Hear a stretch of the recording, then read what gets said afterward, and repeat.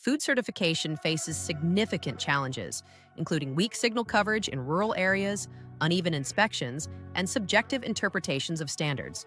This leads to a concerning 35.4% average probability of unregistered bioviolations and a general lack of transparency for B2B and B2C customers. Our digital prototype offers an online compliance validation system for environmental conditions in crop storage, utilizing smart sensors and LP1 technology.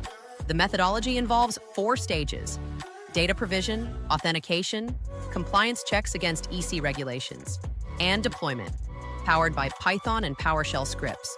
This system ensures objective pass or fail compliance every 30 days, securely storing and updating environmental parameters, with the biostatus becoming publicly available.